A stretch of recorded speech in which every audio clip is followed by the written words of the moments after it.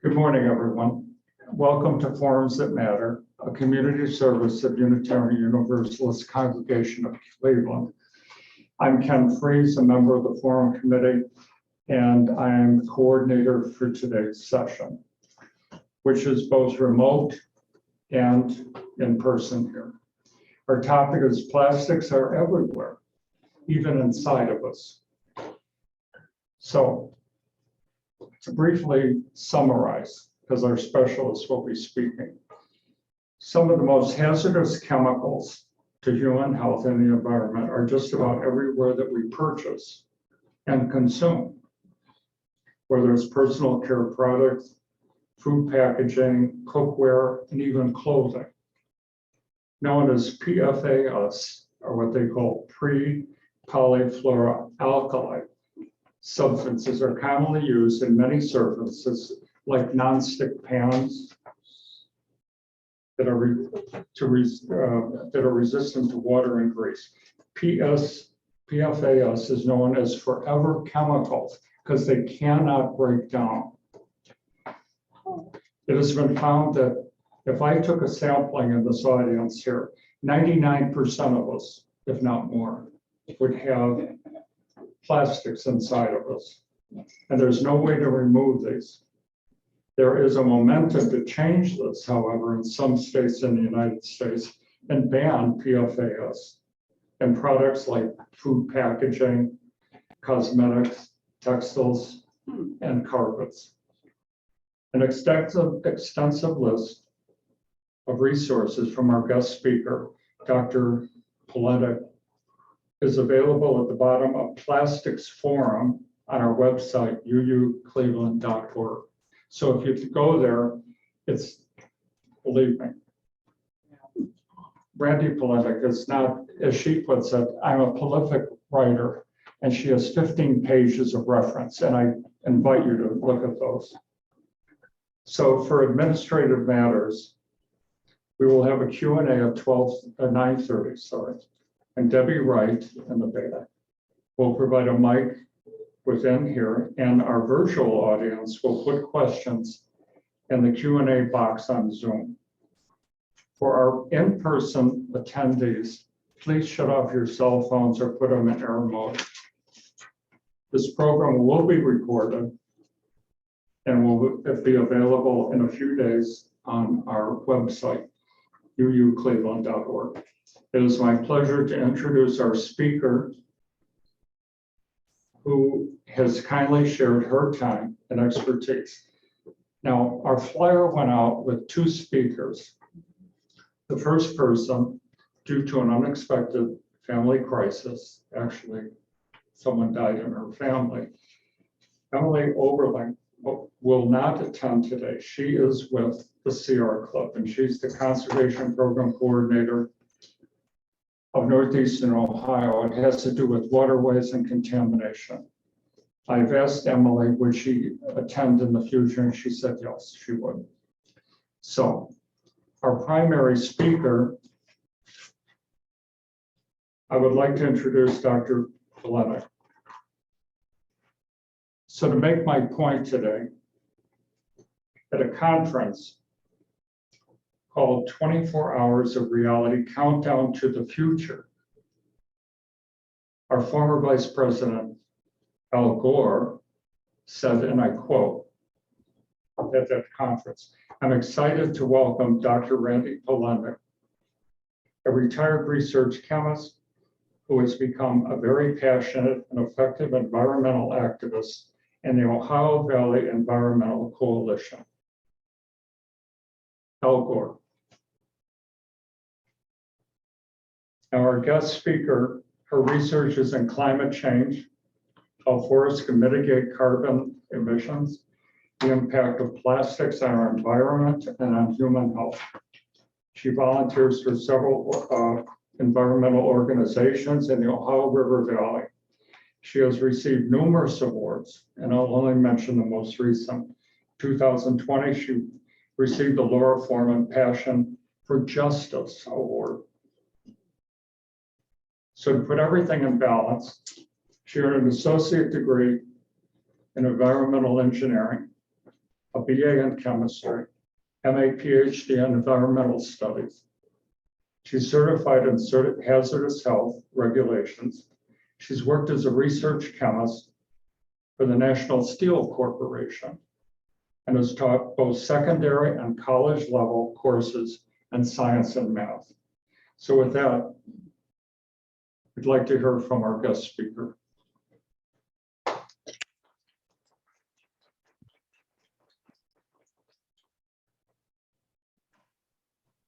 Hello, can everybody hear me okay? Yes. Yes. Yeah. Okay, I'm going to go ahead and start the PowerPoint. First, I'd like to say thank you for having me. And this is a very, I guess, sad topic, but it's a topic that we really have to discuss because it's affecting so many people.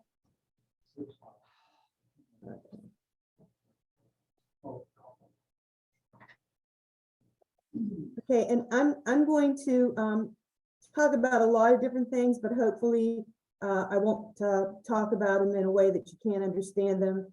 I'll try to bring them down on the layperson level. But if you have questions, of course, put them in the question box and then ask me afterwards. I think this first slide probably is the most telling of anything I could show you. I have a little red asterisk on my birthday. I was born in 1955. And you can see, if you're my age, how much, as far as plastic materials were made back then as versus today. And it's just escalating. And sadly, one of the biggest reasons why that is because the fossil fuel industry needs another way to make money. And with everybody jumping on the bandwagon to get electric vehicles, and renewable energy is really, being embraced by a lot of countries. Sadly, not so much by Ohio, but there are places where we've got renewable energy. But that lack of oil and gas now, they've got to make that gap up. And so the way they are deciding to do that is just produce more and more plastic. Okay, so how do we get plastic? And a lot of people, when you say plastics hooked to fracking, and they can't believe that. And how could that be? Well, because most plastics, if you look at the history of plastics and plastic materials, started out with some type of a carbon ingredient. And many years ago, plastics were actually made in some cases from coal, and they're made from oil and they're made from gas. So in this case, we're going to talk mainly about the one that's made from gas because that is linked to the fracking in this area. So you can see at the far left-hand corner, there's a well pad, and they frack, and everybody, hopefully knows all the externalities associated with fracking, the use of water, the production of toxic waste, and the air and water pollution. So they frack to get the gas up out of the ground. Hey, Randi? Yes? Randi, excuse me, we can't actually see the slides right now. You can't see the slides? Oh, geez. Yeah. Let me, Are you sharing your yeah, content? let me hold on here. Let's see. Let me go this way. I thought I hit that.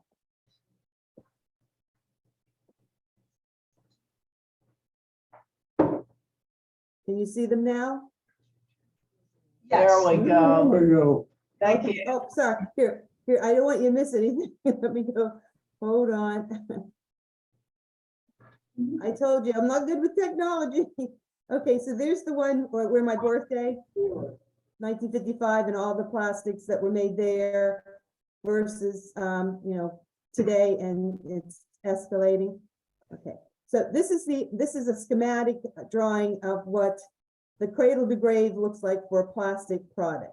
So it starts off at the well pad in the far left-hand corner, and in this case, in our county especially, we are using ethane gas. So methane is the one we burn for fuel. Ethane is add another carbon, so it's a 2-carbon chain. Then it goes to a processing facility, and they remove some of the wet gas. So they try to take off, stuff like the higher level carbon chains. Then it goes to a fractionator, and there is a fractionator in our county. Mark West runs it. But the fractionator, it kind of uses the boiling points and separates the things like propane from butane from ethane. So the methane would go directly to some place where they would use it as a fuel source. And in our case, the ethane goes via the Falcon pipeline, cuts across Harrison County, and cuts across a little bit of the Panhandle, West Virginia, and goes directly to the Shell cracker plant that just went online in Monaca, PA. So they're using ethane from this region to make plastics. So once the ethane goes to their facilities, it heads to number 4, the ethane cracker. So that's the new plant that they built in Monaca. And I have a picture of it when it was being built. It's just enormous. And what they do is they take these ethane molecules and they call the process cracking, but they actually, ironically, it's like building blocks or like train cars. So they hook each little individual ethane molecule together until they have a really long chain. And that's what makes up the polyethylene that is used for plastic. So it's basically just carbon and hydrogen, but it's a long, long carbon chain. Then once they make, they make this long polymer, they produce things called nurdles. Now, when I go back to get off the slide, I'll show you, I have a sample of nurdles here sitting right beside me. But these nurdles can be colored. They have additives that can make them resistant to UV light. They have additives that make them resistant to certain chemicals. It's just like making soup. You have the basic batch of soup, and then you can throw in beef, or you can throw in chicken, noodles, different kinds of vegetables. But depending on what they want as their end product, they add certain materials to that plastic before it goes to the person who's actually buying that. Then these nurdles are melted or they're extruded at some company, and they become plastic bottles, or they become pipes, or they become milk jugs or plastic utensils, just depending on what that person or that manufacturer is making. Okay, this is a picture of the plant, and I'm not sure when that was taken, but somebody from Frack Tracker, I think, posted it. But this picture was taken at a time when, at that moment, that location in the world had the most cranes on site. And you can just see all the different cranes that they were using to construct this plant.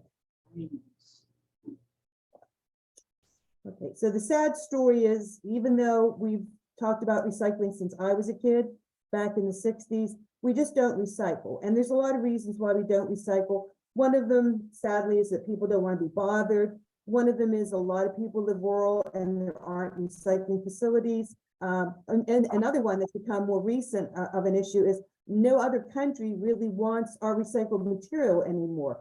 Up until 2020, we took most of it to China. And now China says they don't want it anymore. And plastics often become contaminated because people don't recycle correctly. And then they're totally useless once they become contaminated. And right now, if you live close to a recycling facility or you have curbside recycling, and at least in this area, they only want 1s and 2s, or they tell us where we take ours into New Philadelphia to recycle. If it has a neck, they'll take it. If it doesn't, they won't take it. So if you're like me, I cook a lot, and it's hard to go to the grocery store where you can't find things that aren't packaged in plastic. All your vegetables now are in plastic bags. Almost every beverage, ketchup, mustard, are in plastic now. So it's almost impossible, if you're being aware of what you're buying, to even eat.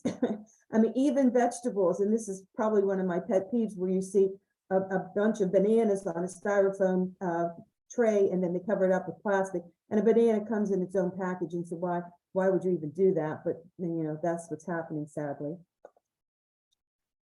Okay, this chart really drives home the fact that we as a nation are guilty, and partly because everybody's hooked on convenience foods and prepackaged foods and ready-to-eat foods. And this is one of the biggest reasons why plastic has become so prolific in the food industry, because everybody is working and they want this convenience food, and they want to just buy it and slam it in the microwave and it's good to go. But all of that food is packaged in plastic, sad to say. And the United States per person generates more plastic waste than any other country. Okay, now this is one thing that people in the plastic industry always like to throw back at us. Well, IV bags saved my daughter's life. I know there's a guy that's a PR person for the oil and gas industry here. Every meeting I've ever been at, he's always told the story of his daughter who's a preemie. Nobody's saying you can live without plastics. Plastics are great for the purposes that they are made for. They're inert in some cases. but they are disposable in the medical field. That's something that we really need because you don't want to cross-contaminate. But if you look at this photograph, this is not IV bags, this is not IV tubing, this is not life-saving devices. This is basically beverage bottles. And if you look at the top 10 plastic contaminants in the ocean, you've got beverage bottles is number one. And who are the culprits? Coke and Pepsi. And then you've got, Mountain Dew and bottles from milk jugs, or all of these fancy water bottle drinks that you can buy, or energy drinks. That's the majority of what washes up on the oceans. And then you have also the plastic styrofoam containers that people use for take-home food from restaurants, or you have plastic cutlery, forks, knives, and spoons. These are the big culprits. This is not IV bottles. This is not medicine bottles. This is not stuff that really we can't think of a better way to package it than when we use plastics.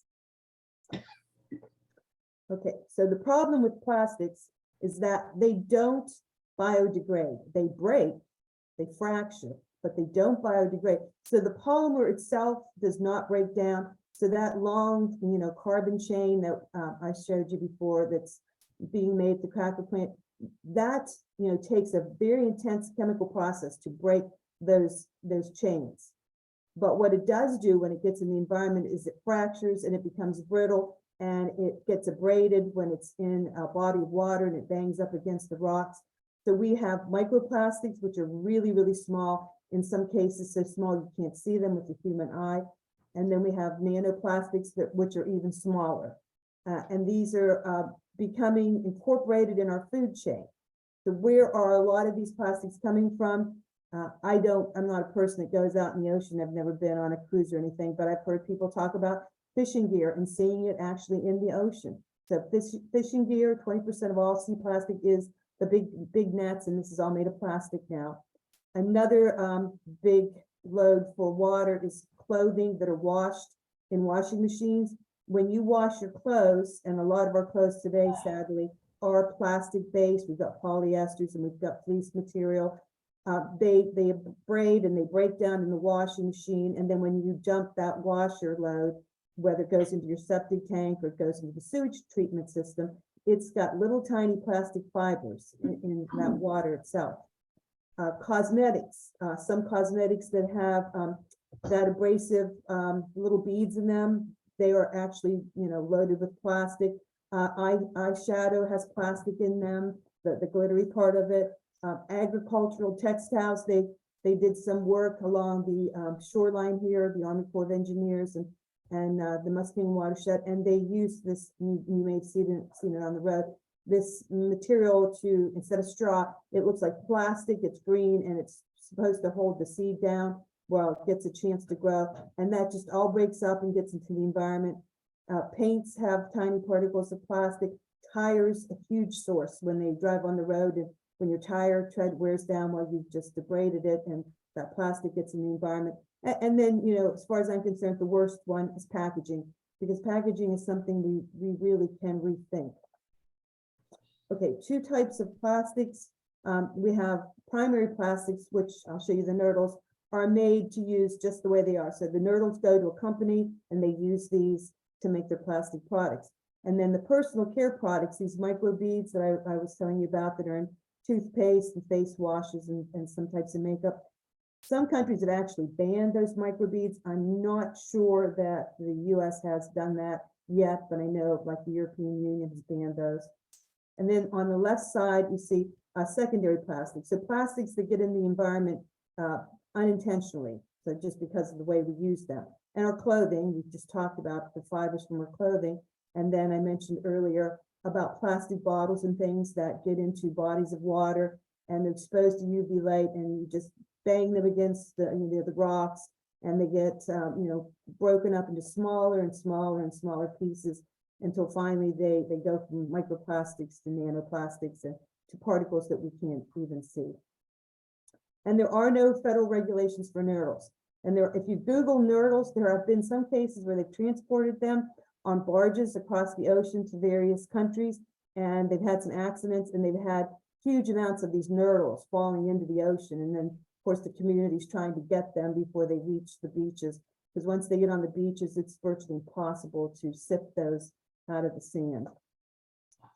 Okay, so a lot of us, I know, are like in my age group, and we do remember DDT, and we learned, as kids how DDT got into the food chain and worked its way up. And so the top dog predators, and that would be us right now, for plastic contamination, are getting this from the very bottom of the food chain. So we get, plastics that get into the oceans, plastics that work their way up into fish, or in some cases, I've even read some studies where they're saying plastics can get into plants themselves. And so if you garden, you'll see some plastics maybe down the road that are getting into the root vegetables especially. So it's almost impossible to escape it, and it's building up in our food chain. Yeah, this is a photograph taken off of the shore of Hawaii, and you can see there's organisms in there, but there's also lots of different kinds of plastic. And I read an article a couple of years ago where they found plastic with some kind of a little mini submarine in the deepest trenches of the ocean. They found these little microplastics. So that's how far they've reached. And, like DDT, they found them up in the Arctic and down in Antarctica. So they get in the jet stream and basically are coating the planet in a layer of plastic. Okay, some studies have shown definitely that we've got plastic in bottled water, it's in beer, it's in the air, tap water, seafood, sugar, salt, honey, it's everywhere. And they've done studies where they've found it in human feces. So it's gone through our digestive system and worked its way through. And with all the plastic products and packaging, it doesn't surprise me that we've got this level of plastics in everything.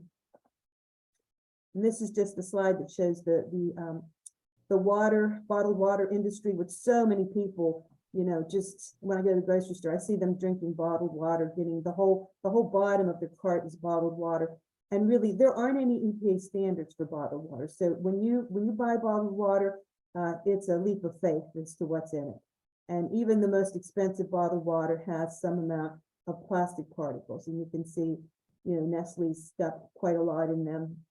But even the lower quantities, it's almost impossible to find a brand of bottled water that they've tested that doesn't actually have any plastics at all.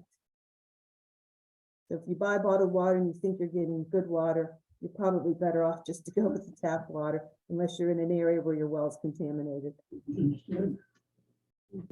All right, so the problem with plastics on the chemical level is that plastics are made up of monomers. So when I explain like little train cars that get connected together, there's little ethane molecules to make the polyethylene, those themselves can be toxic. One case that is really kind of disturbing to me is that they found that eggs in the styrofoam containers, the eggs themselves will absorb some of the monomer. Now, styrofoam, the main ingredient in styrofoam, or the monomer, is benzene, like the deadly benzene ring that we hear about a lot on the news, especially in relation to hazardous materials and spills. But that is what they use to make the styrofoam containers. So when you set your egg in there for a week or two, eventually it will absorb some of that monomer, that benzene, in the egg itself. It passes through the eggshell, and the eggshell is porous enough that can happen. So the plastics leach chemicals. When you microwave in plastic, you're heating that plastic container up, and some of the compounds that are in there will also get into your food. Okay, the other thing about plastics as far as chemicals go is that so many plastics have more than one ingredient. So when you're seeing like polyethylene or polyvinyl chloride or polyester, there's not just the carbon-based compound, there's plasticizers, there's things like PFOS and phthalates. We've heard a lot about bisphenol A as far as binkies and babies and baby bottle nipples, but they add these ingredients for various reasons to extend their life, to make them a different color, to make them more flexible, to make them stiffer, to make them resistant to UV light. So it's, like I said, like a soup where you just add certain things based on what kind of soup you want. But those things in and of themselves are toxic as well. So the plasticizers are, sending out a big alert, we're in your body, the PFOS gets there and stays there forever. And then we have the smaller microplastics and the nanoplastics. And one of the problems with these is that not only are the plastics themselves dangerous, but say, for instance, I'll just use Lake Erie. So somebody threw a bottle in Lake Erie and it's floating around there for 10 years. And while it's floating around, it bumps up against some things and it breaks down into really small pieces. Then those pieces bump up against some toxic chemicals. And because those chemicals are carbon-based, that little piece of plastic is like a sponge and it'll suck up that dangerous chemical. Then down the road, 10 more years, that's in that piece of plastic. Somebody, makes beer out of it, and you drink the beer and you've got that particle now, and that particle is not just the plastic, but it's also the organic toxic compound that it absorbed 10 years ago in Lake Erie. So these are like little tiny sponges floating out in the environment. They're dangerous, plus everything else that is carbon-based that they can absorb is dangerous too. And when we ingest them, we're getting the plastic, the plasticizers, and those hitchhikers that get onto the plastic when it's floating in a polluted environment. Okay, this is something that people probably remember from chemistry class or science class, like dissolves like. And on the left-hand side, this is just the molecular structure of lauric acid that's found in coconut oil. And you can see they've kind of bracketed out that long carbon hydrogen chain. That is exactly the same chain that is in polyethylene, except polyethylene does not have that carboxyl group on the end. So it's just carbons hooked together like railroad cars with hydrogen. Okay, now on the left-hand side, we'll just talk a little bit about the East Palestine train wreck. One of the compounds that they were worried about the most was the polyvinyl chloride. So it's that exact same chain, except you'll notice that every other carbon has a chlorine on it. So they've just replaced one of the hydrogens with chlorine. Now, when they set this on fire, or they had that controlled burn, one of the things that they created, which is really in the news a lot now, is dioxin, which is the compound that's on the right-hand side of the slide. And dioxin is never intentionally made. It's one of the most toxic compounds known to man. It's usually accidentally created. You'll find dioxin in the effluent from pulping mills because you've got the two components needed for dioxin, which is carbon and chlorine. You'll find it in burning hazardous waste. So the incinerator in East Liverpool, Thermal Heritage, they do produce dioxin in their stacks because they burn carbon and they have chlorine as well. This toxic spill, when they set that vinyl chloride on fire, they had the carbon, they had the chlorine, so they made dioxin as well. So this is something that doesn't go away, almost like DDT. It gets in the fat cells because of the carbon. That is carbon, these are carbon, and it stays there for many, many years. In some cases, it never leaves. And, Ken mentioned that, if we all got tested, and I'll never do this because I really don't need to know any more, stuff to weigh on my brain. But if we all got tested, we find out that we have so many of these compounds in our fat tissue. And it's not the fat that you lose and gain when you lose weight. It's the fat that you were born with around your organs to keep them from bumping together. And they take a long needle, they get a little piece of that fat, and they run it in a mass spectrometer, and they can tell you basically, this is all the chemical compounds that you've been exposed to throughout the years.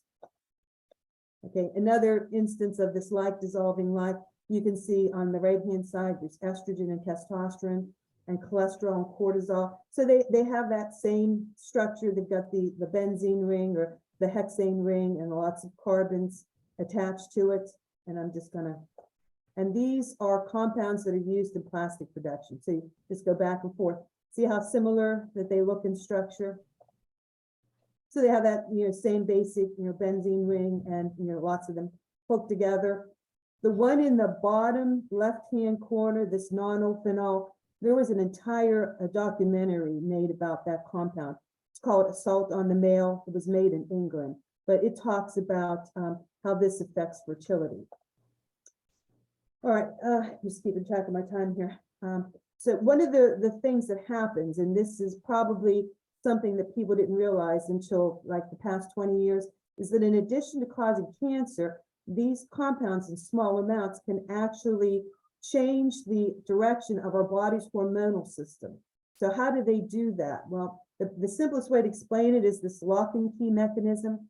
So your body has lots of different places during secondary sex characteristic development where hormones will be sent from your brain to certain parts of your body, and they will turn on certain secondary sex characteristic functions. So the hormones in the body are made to fit into that structure and turn, like a key, turn that function on. What happens when you're exposed to a lot of these chemicals, they can do one of two things. They can turn on the wrong function, or they can block that hormone from your body from getting into that structure and turning on the correct function. What happens as a result of that? Well, one of the first things that they've noticed, and Dr. Thea Colburn has done a lot of, she's no longer with us, but she's done a lot of great studies on this, and she's got, you know, great website. They keep accurate on all these different studies, but it's demasculinized the males, and sperm counts have dropped more than 50% in the last 50 years. Okay, and not only have sperm counts dropped, the sperm are unhealthy. There are young people in their late 20s and early 30s that are having fertility issues, and this is not just obviously from old age. This is from, you know, the very beginning. They have, you know, been affected by exposure, maybe even in the womb, to some of these compounds that affect their fertility later in life. Another thing that they've directly linked to some of these compounds are increases in weights of certain people in certain areas of this country. West Virginia is one of the heaviest states in the United States as far as obesity rates. And they find that when your body's exposed to these compounds, now they're fat soluble, they're staying in your fat, your body can't get rid of them. So there's only one thing your body can think to do to try to dilute that toxic compound.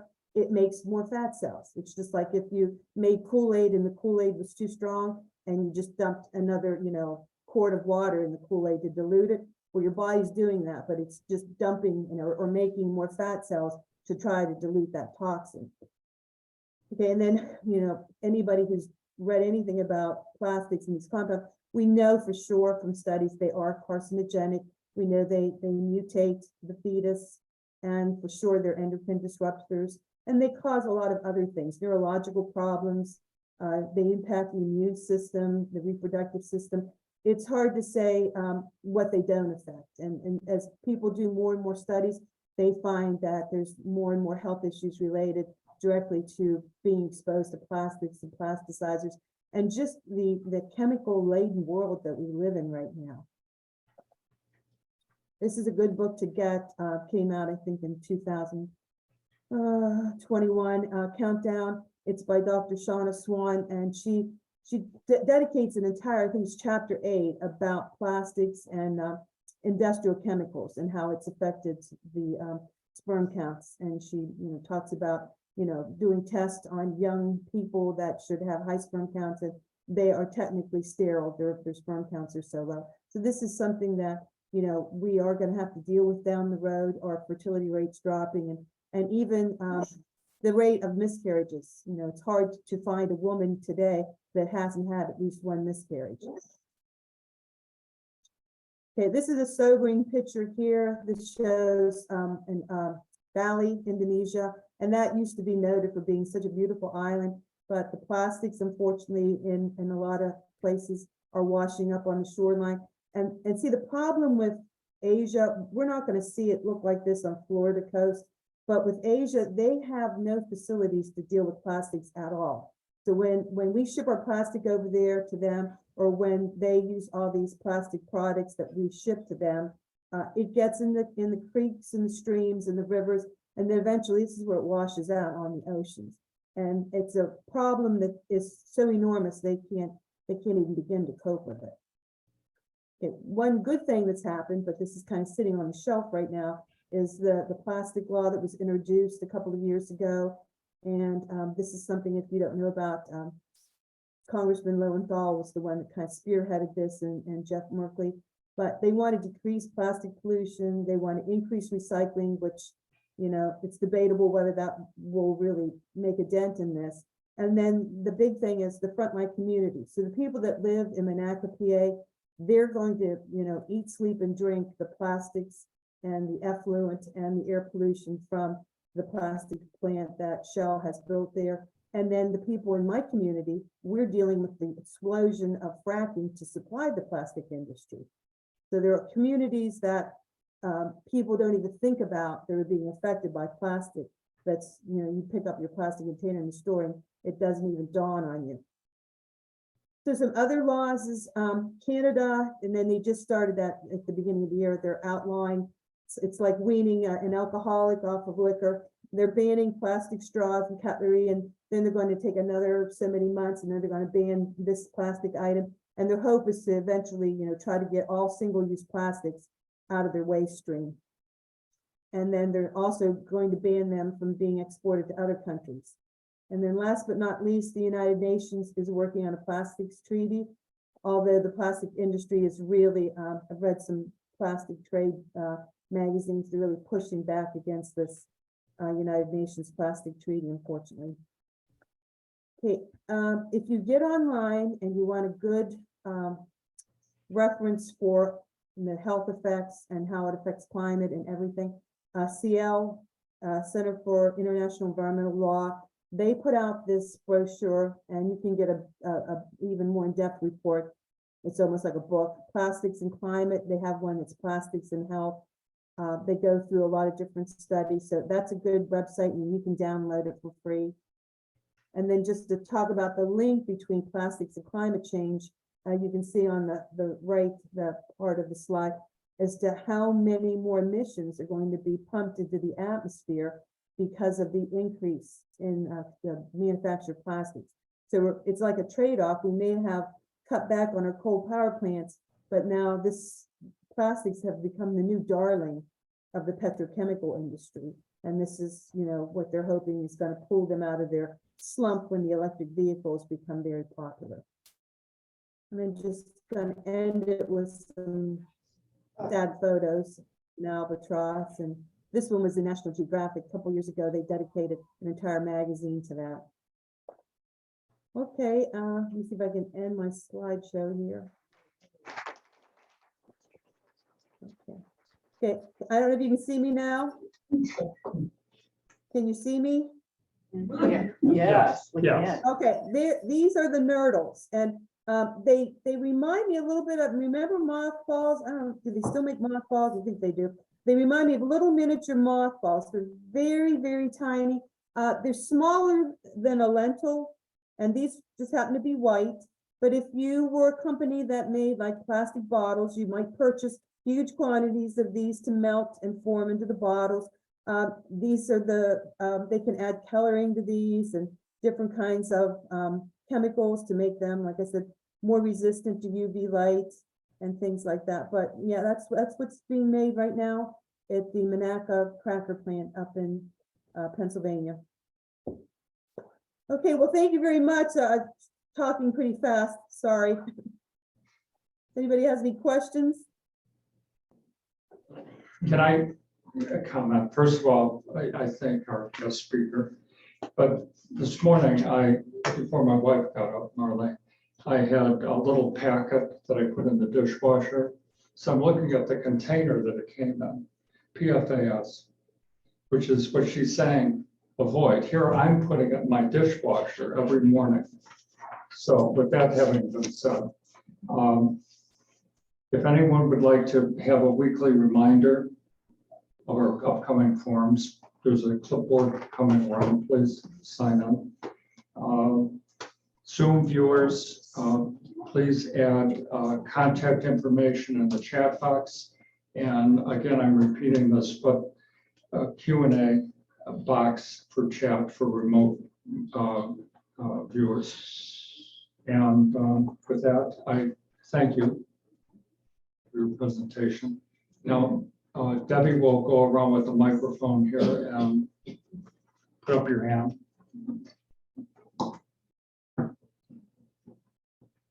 Yeah, I was wondering, I have a question. The worst place is the hospital and the grocery store. So disgusting. Has anybody ever thought of the idea of having a sustainable grocery store where they don't package, this vegetables and maybe only get products that are correct? Thank you. Yeah, they actually do in England, and there may be a few in the United States. And it's so refreshing because I've seen pictures of them, and you go into the store and it looks like the grocery store did when I was a little girl, where they have, you know, wicker baskets, or they just have all the fruits free, and you pick up the fruit that you want. It's not in a bag, and you just take it and buy it like that. But I think because we have these mega grocery stores, and it's like volume, and it's so many people, and they just don't want to be bothered. I mean, the grocery store I went to when I was a kid, an older couple owned it, and my mom and dad, we didn't have a car. We actually walked to get our groceries, and it was like 2 blocks away. But, you know, our you know, society's changed so much in the last 50+ years to, you know, everything's fast and quick and convenient, and it's not necessarily the best way to do the grocery stores. My name is Mark Weber, a retired librarian from Kent State, and thank you very much for your talk. I mentioned the Kent State connection because when I was working at Kent State, they were struggling with trying to implement the most basic kind of curbside recycling in the city of Kent. Well, actually, it was Portage County. It was countywide. And the pushback and the opposition to it. There were actually slates of people who ran for county commissioner on an anti-recycling platform. That was their main, that was why they were running. And I never understood, nor did they really speak about why their firm opposition to recycling, other than it was some sort of government overreach. And so, and I suspect if you ask those same people today, they haven't changed their mind. So my fear is, especially in rural America, there are just, there's this population that is, that sees the recycling and other environmental efforts as a sort of urban, Eastern sort of liberal phenomena that really doesn't affect and shouldn't involve them. Mm-hmm. Yeah, it is sad. And, you know, like a couple of the cities in Ohio that have written laws to try to cut back on plastic waste. And then, you know, the Ohio legislature said, no, you can't do that. You know, you've got laws, we can't cut back on plastic waste. And so it's almost like they're encouraging people to contaminate or pollute the environment. And it's ironic because, you know, when we were kids growing up, you didn't even think about it. I mean, you collected cans and, you know, things like that, and you took back your glass beverage bottles and you got your 25 cents. I don't know, you know, maybe creating some system where they get instant gratification, where as soon as they drop their bottles off, a quarter pops out at them or something like that would work. Or like I always joke with my husband, because he's like the super recycler of the world. I joke that I'm going to recycle him when he passes away. But like we take one little tiny bag of garbage up to the curb, and it's basically cat litter. And then we walk down the street, and our neighbors, in some cases, one person has 2 huge trash cans full of overflowing with pizza boxes and everything. So obviously they don't recycle. And I think to myself, wouldn't it be fun if just for like 1 week we would tell people there's no trash pickup anymore? We're not gonna pick it up. So you're gonna have to figure out a way to deal with it, and you can't burn it. That's not allowed. And people would maybe realize, when I was teaching, what I did with the kids for just 5 days while they were in school, I made them take their book bags and put all their trash that they generated at school for the day in their book bags. So anything they bought, you know, like pop cans or plastic treats, you know, potato chip bags and stuff. And I think they were really shocked by the end of the week how much trash that they generated. And this was just at school, the things. They weren't allowed to throw anything away. They had to put it in their book bag.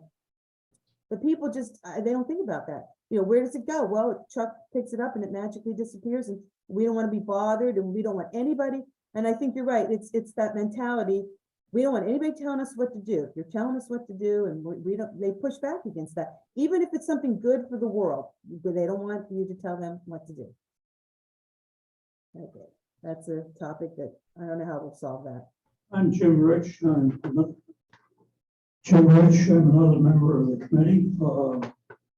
I wonder what materials like steel or glass, other metals, are good alternatives for plastic for containers, for beverages or other material? And what are the economic trade-offs? Well, the thing with glass is that it costs more to transport because it weighs more, but if you were going strictly on safety issues, glass by far is the best thing to put food in, because it is totally unreactive. People think because plastic doesn't break down and you can save a plastic bottle for a long time, that it's unreactive, but really it isn't, because of all the chemicals in it. It's very reactive, and all those chemicals, eventually, if you store something in there for a long time, they come out of that plastic. And you can see, like, people that microwave tomatoes in or spaghetti sauce in plastic, you can see how the coloring from the tomatoes gets inside of that plastic material. So we know it's reacting with the surface of the food. Glass will never do that. Glass is basically, you can, and the thing with glass, which is nice, even though it weighs more, you can endlessly recycle glass. And we all remember, like I said, our bottles of pop and things that we return to the grocery store. You can't do that with plastic. You can recycle plastic once or twice, but because of those polymers and the heat involved in making them into new products, you can only do that once or twice, and then you can't, it breaks down too much. And so it's pretty worthless. So plastic is not endlessly recyclable the way glass is. I mean, my husband and I put a deck on our house 2 years ago, and we bought recycled plastic wood, and it's totally plastic, and it's from a company in Ohio to try to be eco, and it's probably gonna outlast the house, but it wasn't cheap, and that's the other thing. When a lot of these products, if you want to be eco, cost more, but that's one case where that plastic will not go into the landfill, and it'll be part of our house for who knows how many years. So to answer your question, yes, glass. I mean, steel is good too. Aluminum is good, but with steel, you have to worry about it reacting with like tomato products, sauerkraut. There's certain things. That's one of the issues when I worked with National Steel at the research lab. We were trying to encourage companies to use steel cans, and you can't really package beer in steel, because these people that are taste testers for Anheuser-Busch, they could tell 3 parts per million of iron in the beer. So aluminum is good for beer, and glass is good for beer. Steel, not so much. Yeah, I have a couple of questions. The first one is that most of us are in places where either our community or there's payment to the waste company to pick up recycling. I'm very skeptical of how much of what gets picked up actually goes for recycling. And do you have any sense of how much of the plastic that actually is put into recycling bins actually gets recycled? I couldn't tell you. Can I add on to that? Can I add on a little bit? Sure, go ahead. Single stream recycling versus segregated recycling. Because we have single stream cycling here rather than segregated recycling. Mm-hmm. Yeah, I don't know, because once you mix it, it becomes very hard to separate it, because it's not like with steel and aluminum, you can use magnets to separate that. Glass is a little bit easier to separate as well. But mixing up plastic from everything I've read and heard just makes it contaminated and unusable. And I do know, I've heard a lot of people say that they are really skeptical about whether or not that plastic ever gets recycled. And just given the fact that we can't sell it to China anymore, unless we find another way to recycle it, I don't really think it is getting recycled. And then, we could do a whole PowerPoint presentation on this next topic, chemical recycling. This is the new buzzword in the plastics industry. Oh, we're going to make new plastics out of it. Well, it's actually, ended up being just a fancy name for incinerating plastics. So this energy to waste. And you're doing basically what's happened, the train derailment. You're burning toxic compounds and plastics, and you're creating more particulate matter and some, toxic gases along with it. So when you hear this chemical recycling is the new, way to go with plastics, that's just a total misconception and misrepresentation of recycling of any sort, and it's definitely not eco. Well, as you were just saying, we've been sold a bill of goods about recycled plastic being the way to go, and it isn't happening and can't really in so many ways. But my question is really about the strength of the fossil fuel industry in making plastics their new product for natural gas and all of that. What kind of efforts are underway to try to fight that along with the rest of trying to get fossil fuels out of the economy? Well, mainly it's grassroots efforts and, with Ohio, my husband always says the thing we have to do is get better people elected.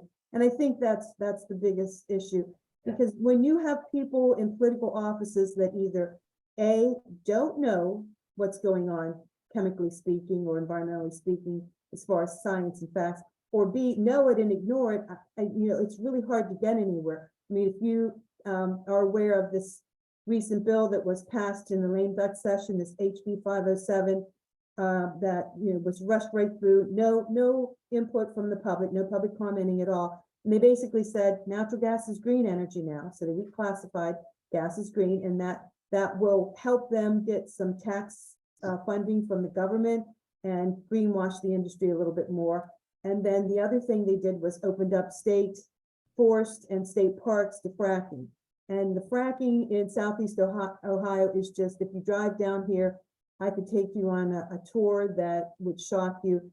It's just exploding. We've got pipelines everywhere. We've got well pads, new well pads, infrastructure, compressors, just you name it. I mean, it's just like we live not in the rural community anymore. We live in this giant sprawling oil and gas development, and it's just like cancer spreading across the landscape down here in Southeast Ohio. And partly because they are, beefing up their plastics making. And I didn't put the slide in, but I used to volunteer for the Ohio Valley Environmental Coalition, and they kind of dissolved a couple of years ago, but they had a photograph, or they had a map where they showed the plans for the petrochemical industry, 5 cracker plants, 5 new plastics plants, from where the one is in Monaco all the way down to Kentucky. That was their plan.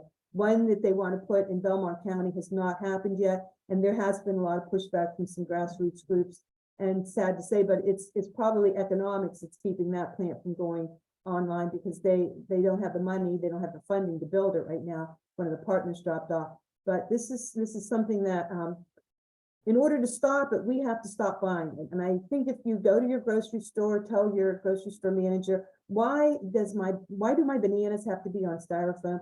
Why are you smothering my cucumbers in plastic? I mean, just simple little things like that are just totally unnecessary. And then, maybe not eating out, or taking your own takeout containers. In my list of all the things that you can do, I have some ideas for people that they can cut back on their plastic use. And there's a lot of ways, and it takes a little effort. I'm not going to say it's easy, but in the long run, you feel better, about it when you don't buy all this stuff. Okay, I did see somebody wrote in the chat box about PFOS. Yes, you're right. We do have PFOS, and breastfed infants do get that. When I just would joke with our son when he got older, because I nursed him, and I said, I read where I downloaded my body burden of dioxin into my breast milk, and sorry about that. Then I see wells, incinerators, and trash. Yeah. I can read the questions for you if you want, Oh, okay, go ahead. so everybody hears. So I have a lot of questions in the Q&A box, and I'll ask a couple and then let other people in the audience here have a turn.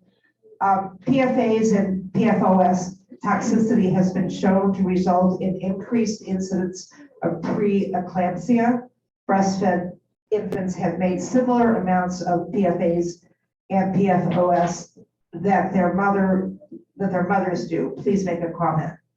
Yeah, well, that's like we talked about, these compounds are fat soluble, and breast milk has got fat in it. So when you're producing breast milk in your body, then you're also, using that fat that's been contaminated, and you're just passing it on to your baby. So anything, that you eat is going to pass into the milk. I mean, when I nursed our son, if I ate onions, he had onion breath. I mean, it's just an example. You know for sure that it's going from your digestive tract and into the milk itself.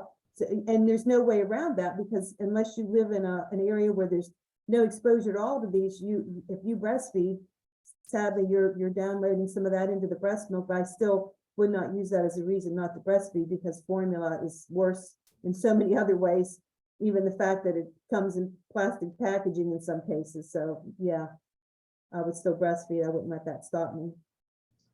Another question in the Q&A box from Kathy.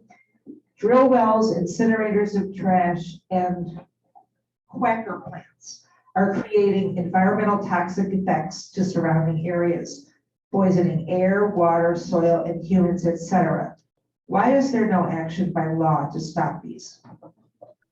Because, well, because the money is going into the politicians' pocket from these industries, and Google campaign contributions.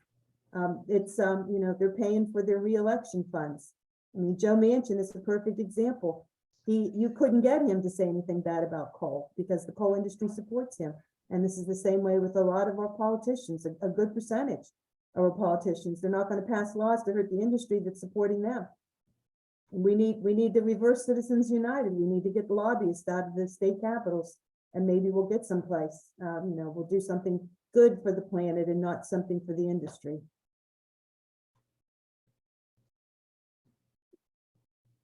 Somebody else have it?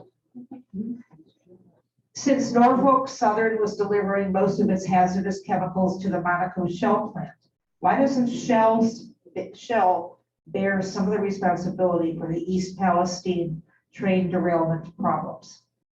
Okay, well, I did not hear that or see that written that they were delivering to the cracker plant in Monaco.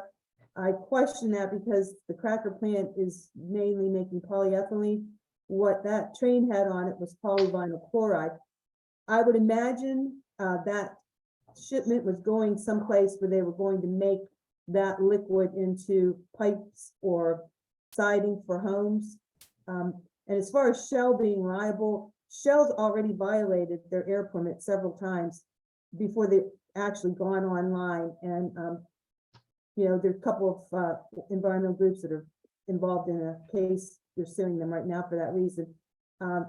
It's really hard to hold their feet to the fire once they've gone online. I mean, we found this out with the toxic waste incinerator in East Liverpool, Ohio. Never passed their trial burn, but they still got the go-ahead from the EPA. And once again, we talk about the revolving door between industry lobbyists and regulatory agencies. And, it's hard to stop that until we have a better way to, finance political campaigns where you don't have to count on corporations buying your politicians. Okay, another online question, and maybe we have one more question after this. How can we get those with the not in my backyard mentality to realize that plastic toxins are piling up everywhere, not only the yards of others? Like this, so that people, when my husband and I went to a meeting and it was about solar energy and a solar PUCO meeting. And so it wasn't even about plastics. And after the meeting broke up, there was a professor there from Ohio State University that had testified. And we were just like talking in a little group, and the plastics issue came up in the cracker plant. And this was when we were trying to stop the cracker plant in Belmont. He had no idea what we were talking about. He thought we meant saltine crackers. So, I mean, this is an educated man who lives in Columbus. But, as soon as you leave this valley or this, the southeast portion of the state, people in Toledo, unless they're in an environmental group that are educated about this, they have no clue what's going on down here. They don't realize that this part of the state is being sacrificed to make petrochemicals and to supply gas to these plastic making plants, and just to supply gas in general, methane gas. So I think we really need to educate people of what it's like to live in a frontline community, what it's like to get in your car. We drive, not even a mile from our house, and there's, a well pad. They don't understand this. And this is one of the problems, we've always said, if the governor would live here, he would probably think twice about what's going on. Maybe not, but I would hope that he would, that his grandkids would be exposed to this kind of pollution in the air and the water. So yeah, I think education's key. I really think, because it's easy to say not in my backyard and push it into somebody else's backyard. But if you see faces of the people, it's just like this train derailment, they're seeing this community that's just being devastated by this. And, that's polyvinyl chloride. Probably somebody's house is made out of polyvinyl chloride. That's, and it's not to make you feel guilty, but it's just to make you realize that somebody's getting this way. Somebody's, sacrificing their livelihood or their lives, to work in this industry or to live around this industry in frontline communities. Yeah, I was wondering, has there ever been any like tax incentives for, remodeling people to use sustainable products? Or, it sounds like you did your house sustainably. Anything like tax incentive to go that way? And the only, the one I know of is there was a 1/3 off your income tax for solar panels. I try to encourage people to do that, but as far as building products, not really. I've not heard of one. It would be a good idea for sure.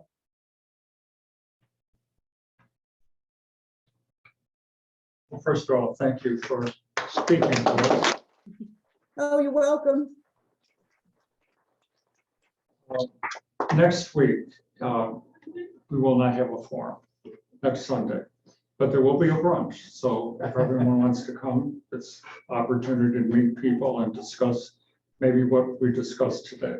Anyways, today you're welcome to come upstairs at 10:15 to the service. Dr. Randi Partain, Reverend, will be speaking on a topic called vulnerability of connection. What does it mean to be deeply connected with one another, with our world around us, and within our community? So this should be an important topic. You're invited to come upstairs, or if you want to go home and have breakfast, you can watch it online. Anyhow, on March 19th, we will have another forum, Politics, Policy, Economic Action. And Mark Sitterman, who is a professor at Case Western Reserve, will speak. And he's been here before, and I really encourage you to come because he's been an outstanding speaker. To see what else is happening in our congregation, please go to our website, www.cleveland.org. And Randi, any last comments? Yeah, I would just, if anybody has questions, if you can't get to all of them, I left my email at the end of the PowerPoint presentation, but Ken, you can share that as well. And just send me an email and I'll try to answer it.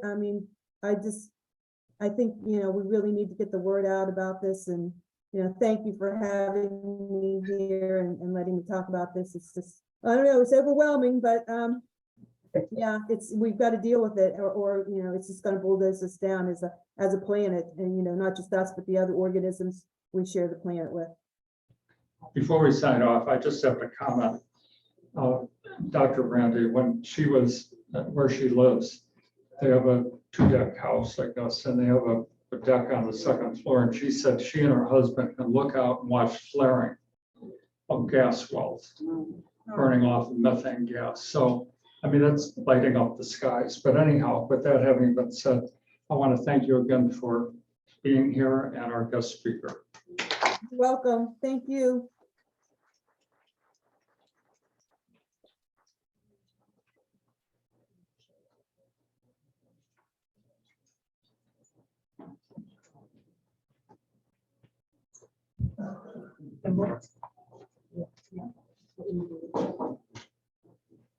Yeah.